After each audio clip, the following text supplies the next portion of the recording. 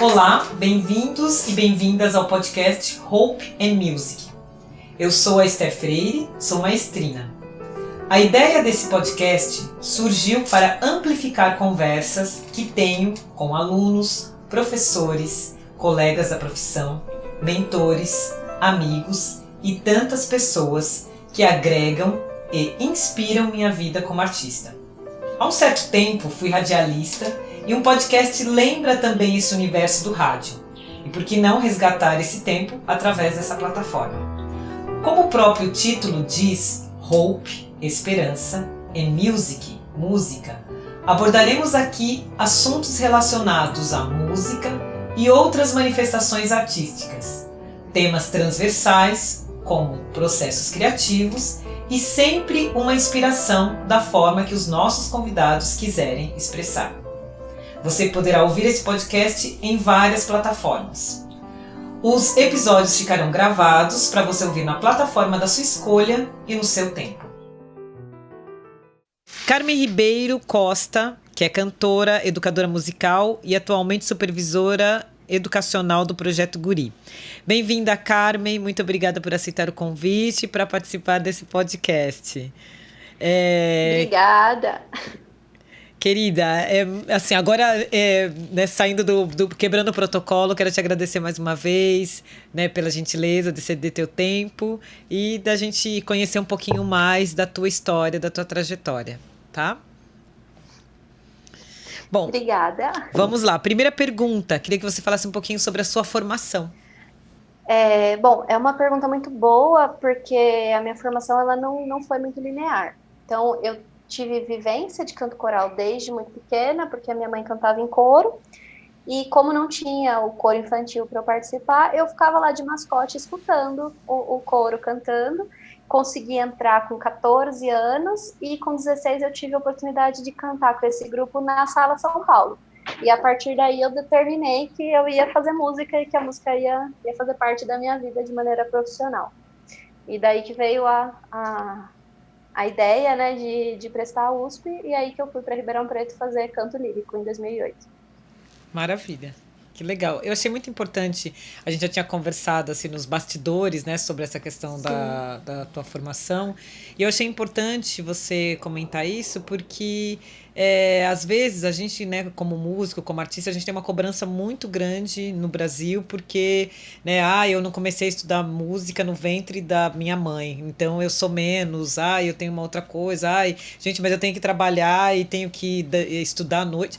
Então eu achei tão importante porque, ok, sabe, a gente vai construindo com aquilo que a gente tem, né? Acho que é super importante também a gente entender o nosso processo como brasileiro, como brasileira, como mulher neste lugar. Eu acho que tem que ter esse olhar mesmo. Então eu falei, não, vamos agregar que isso vai servir de inspiração para muita gente, com certeza. Legal. Legal. Bom, segunda pergunta. Nós falamos um pouco, né, nas nossas conversas sobre a voz infantil. E hoje podemos dizer que as nossas crianças, elas cantam muito grave. O que você acha sobre esse assunto das referências vocais infantis? Sei que você é o teu pegada. É um assunto que para mim é muito importante, né? Por estar desde o comecinho, né? Desde que eu comecei a trabalhar com voz infantil, eu sempre trabalhei com muita responsabilidade nesse sentido da saúde vocal, de ter um cuidado de entender o que é natural, o que às vezes é trazer a voz da fala, né? Porque para um adulto, quando começa a trabalhar canto, você fala, essa é a sua voz da fala, cuidado, não volte para ela. O adulto tem uma referência talvez um pouco melhor de girar essa chavinha. E a criança não, né? A criança, para ela, tudo é natural.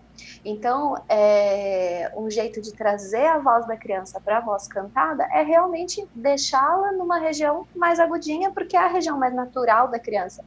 Às vezes a gente tem alunos, né, ouve casos de criança que fala super grave, né, e tal, aí você vai conversar com a família para ver se tem alguma coisa, aí você descobre que o pai é um baita de um barítono, né, uma coisa assim, e isso realmente já traz essa referência, porque a gente tende a falar com a voz de quem está à nossa volta, né, a gente costuma fazer essas modulações. Sim.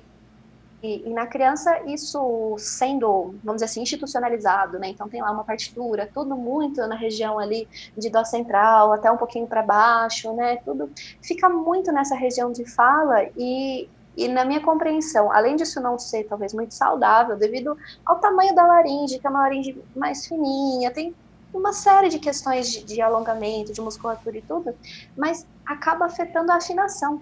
Né? Então, a gente tem uma referência no Brasil de coro infantil desafinado. Né? Isso ainda é muito comum. Eu trabalho no Guri e posso dizer que a gente tem um trabalho muito legal caminhando nisso, mas justamente porque uma das diretrizes da gente é trabalhar numa região mais saudável. Né? Então, no caso do Guri, eles colocam acima de dó central. Mas na minha pesquisa, eu trabalhava acima do Fá.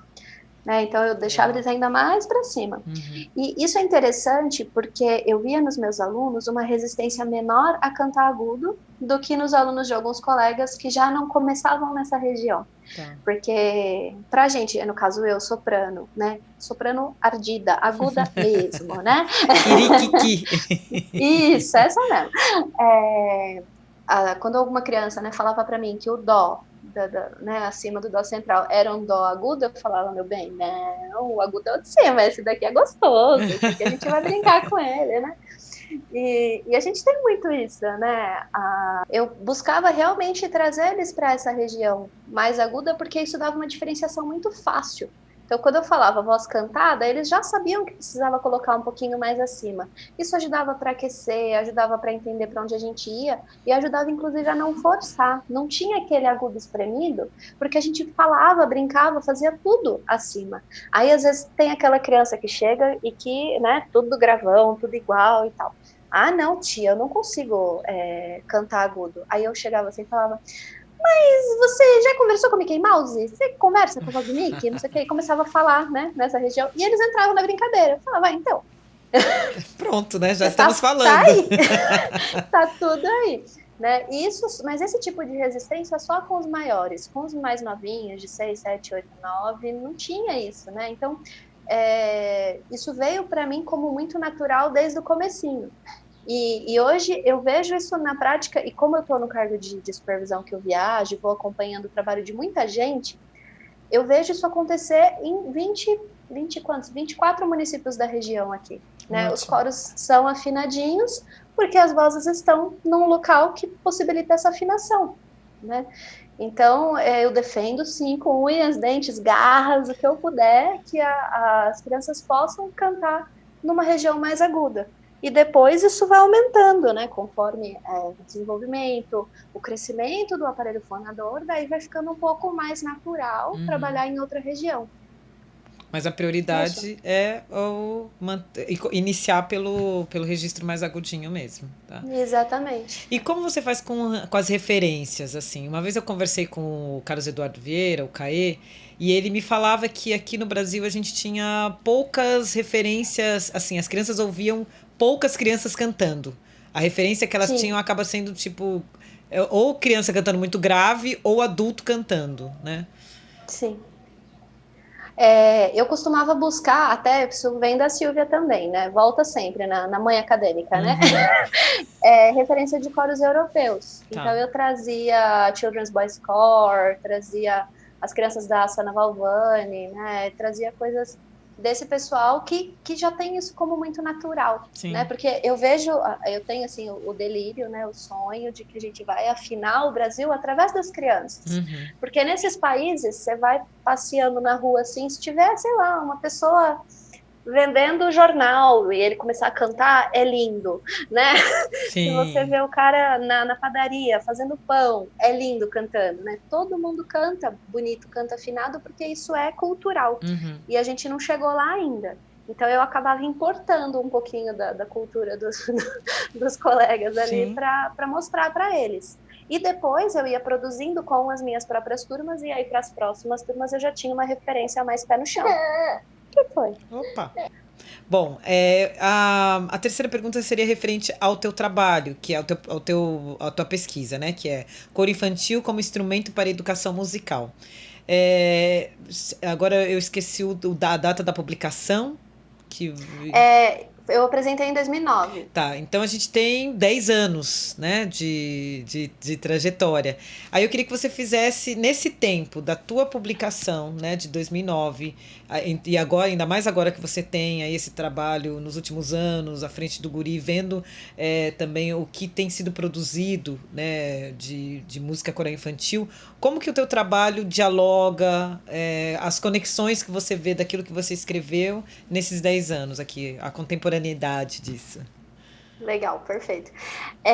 Na verdade, eu fiz uma reflexão, né, esses últimos dias, sobre isso, porque foi gostoso lembrar como que foi o processo, as coisas que para mim na época eram certezas absolutas e que depois a gente vai caminhando, né, e vai Sim. vendo que, né, e eu vejo assim que uma coisa que mudou muito na minha percepção, e eu sou muito grata a isso, é que naquela época eu tinha uma referência de pouca literatura sobre cor infantil no Brasil, com essa visão da criança sendo criança, podendo se mexer, podendo criar, né? E hoje eu, muito ao contrário, né? Eu tenho a cada ano conhecido mais e mais gente em encontros, simpósios, né? Que está produzindo ativamente e com a mão na massa, que é o Que mais lindo. legal, né?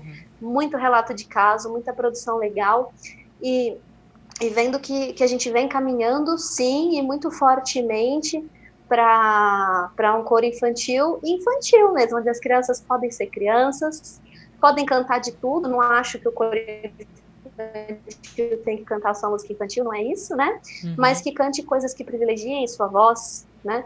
E, enfim, isso é uma coisa que eu vejo que mudou muito, porque e mudou na minha visão também, porque na época, uma pesquisa de primeiro ano de faculdade, né, com na cabeça de 18 anos, a gente não, eu pelo menos não tinha uma noção tão ampla de como pesquisar, de onde pesquisar, e eu encontrei muito pouca coisa. E hoje eu já vejo isso totalmente diferente. Tem muita gente escrevendo e muita gente fazendo. Então, inclusive, eu acho que hoje, se a gente for procurar, né, no YouTube, por exemplo, que naquela época era fraco, hoje em dia tem tudo, né? A gente vai encontrar muito coro brasileiro fazendo muita coisa legal. Sim. Né, já fazendo coisas bem, bem interessantes. Então, isso é uma coisa que mudou. Agora, uma coisa que não mudou e que eu até estava brincando aqui, fazendo uma referência, marcando, né, tudo, essa coisa de que eu comecei a fazer lá e que eu continuei e fui ampliando e vejo nos outros e vejo em eventos assim também pessoas que eu não conheço, mas que eu encontro e fazem assim também com sucesso, essa coisa de perceber as alturas no corpo, no espaço, né? Cantar subindo e descendo escada, caminhando para frente e para trás, mano sofa, corpo sofa, brincando e afinando, né? Encontrando o som, né? Isso é uma coisa que eu fiz nessa pesquisa e achei o resultado bem interessante, só que foi muito pouco tempo com cada grupo, e hoje, né, caminhando e vendo o pessoal trabalhando, dá muito resultado e é muito dentro da ludicidade que tem que ter, e dentro da seriedade que eu também acho que tem que ter, de não é porque é criança que vamos fazer qualquer coisa, Sim. né? Ah, canta dó e canta qualquer coisa. Não. Isso. O som de dó é esse aqui, né? Enfim. Então, eu acho que gostaria, né? Eu até falei que eu tenho vontade de fazer o mestrado, prosseguir os meus estudos dentro de educação musical, e eu tenho planos de quando chegar meu momento, Maria estiver maiorzinha e tudo, eu for mexer com isso, poder retomar nesse sentido, realmente, de verificar o tanto que as coisas estão propiciando, né? Talvez até a partir dessa coisa da música nas escolas, que voltou meio daquele jeito, sim, né? Uma coisa que o pessoal sem muito preparo fazendo, né? E na pedagogia, eu fiz um TCC voltado para música também, em que eu falei sobre o fato de que as pessoas que trabalham com criança pequena, as professoras, professores, não tem preparo de música, né? Pelo menos lá em Ribeirão, nas escolas que eu pesquisei. Então, você vai ouvir criança de 4, 5 anos nessas apresentações de escola, é muito tenso, porque tem toda essa questão de tessitura, essa falta de preparo, canta com playback, super alto, aquela coisa toda, né? Então, eu vejo que vai caminhando e tem muito o que caminhar. Sim. Então, acho que é mais ou menos isso. Podemos esperar aí, então, em breve, daqui a alguns anos, essa continuação aí com relação à questão do mestrado. Oba! Estudar é bom demais, né? Sim, é muito bom. A nossa quarta pergunta seria: quais os conselhos primordiais, tendo aqui como objeto a voz? O que você recomenda para esse profissional que está trabalhando com a voz? Para um regente, para um professor, tanto para a voz desse profissional, quanto para a voz do coro? Quanto para o coro, né? Tá, eu acho que talvez essa questão da saúde em primeiro lugar, né? Então, ter uma percepção de que a gente tem um monte de tensão que a musculatura precisa ter para trabalhar e um monte de tensão que não precisa. Então, o que eu costumava falar para os meus alunos, né? Se doeu, tá errado, para. Uhum. Vamos achar outro caminho, né? Porque não é para doer, cantar é para ser gostoso. Claro que quando a voz está aquecida, está tudo mais inchado e tudo, a gente sente a nossa garganta, vamos dizer assim, né, de um jeito diferente. Mas não é uma dor, né? Então acho que ter a saúde vocal em primeiro plano, né, cuidar do corpo, porque o corpo é o nosso instrumento. Eu sempre falava para os meus alunos: alimente-se bem, durma bem, faça atividade física. E é importante que os regentes levem isso para os seus coros, porque a gente vê muito por aí, né? Essa realidade de adolescente, principalmente, que vai para festa no final de semana e segunda-feira chega para aula com a voz daquele jeito, Sim. né? Então, não há uma preocupação tão grande nesse cuidado. E se a gente não tem um instrumento em boas condições de funcionamento, a gente não consegue produzir coisas boas, né? Então, acho que a primeira preocupação seria essa mesmo: cuide do seu instrumento, cuide do seu corpo e cuide do corpo dos seus alunos. Não force, né? Com coro infanto-juvenil, é interessante, em princípio, trabalhar com arranjos com vozes iguais, porque aí não fica aquela coisa de, só canta nessa região mais grave, ou só canta, né? Vozes iguais e, assim, dentro de uma tessitura que ofereça essa possibilidade de não ter forçação de barra, né, vamos dizer assim. Trabalhar dentro do que é natural e expandindo a partir daí, tirando sempre da região da fala, né, Sim. porque a região da fala é um perigo, porque aí a gente a voz não caminha de uma maneira tão positiva, a não ser que seja um momento da música que tem uma fala, aí ok, né? Mas, de um modo geral, ter esses cuidados. Porque o regente, ele acaba, ou esse profissional que está à frente desse grupo, ele é um modelo, né? Então, Sim. essas práticas, as escolhas, ele vai afetar, assim, ele vai estar sendo observado, né? Exatamente. Então, os hábitos dele vão estar por ali. E assim, pensando nessa coisa de ser um modelo, né, é importante que o regente faça aula de canto, né? Porque a gente vê muitas vezes o regente que é um exímio pianista ou, enfim, algum outro instrumento e tudo, manja muito, mas que não tem um conhecimento do aparelho vocal muito desenvolvido. E aí não consegue ajudar o aluno, né? Carmen, muito obrigada pela sua participação. E aqui, ontem eu brincava muito com um dos convidados, falando que é um momento para aquecer o coração, né? Que é a inspiração. Que lindo. Então, eu queria que você deixasse uma inspiração, um livro, filme, dica, pode ser alguma coisa dentro da bibliografia de estudo, o que você quiser.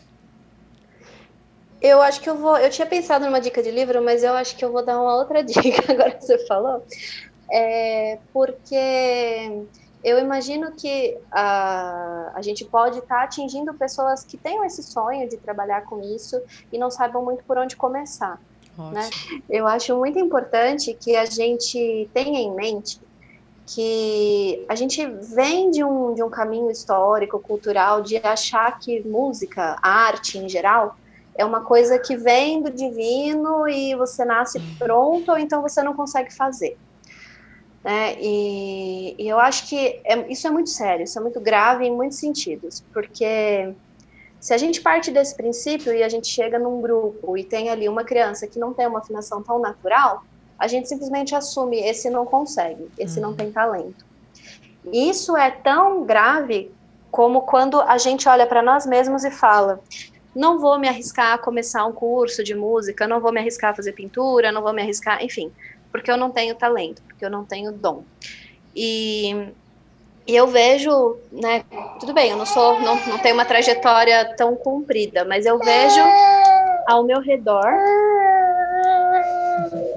por onde eu passo, que muitas vezes você nascer com mais facilidade não ajuda, porque você estuda menos.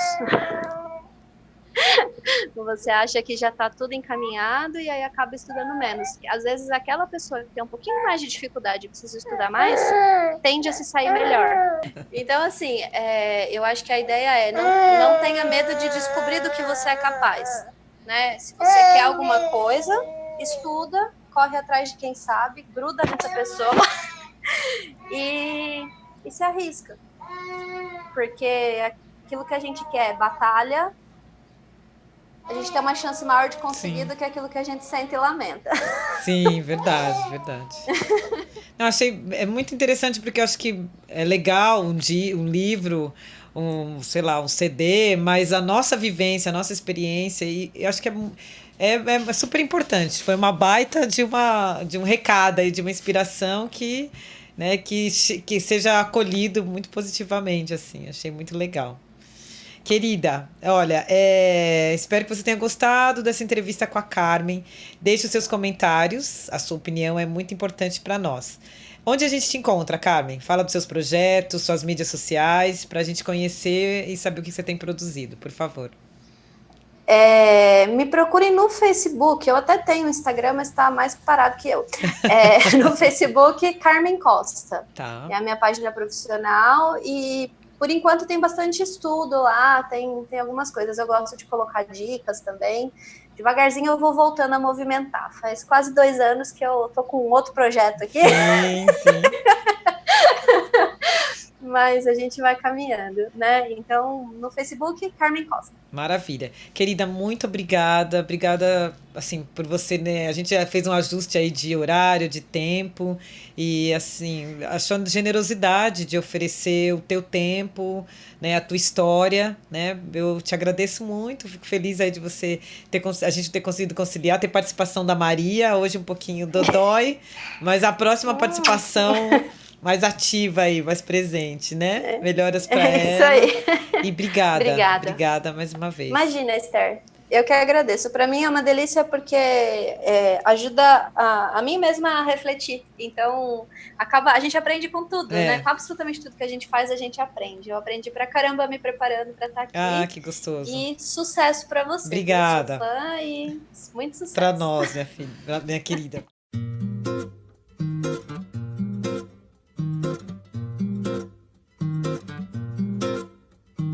Procurando bem, todo mundo tem pereba, marca de bexiga ou vacina. E tem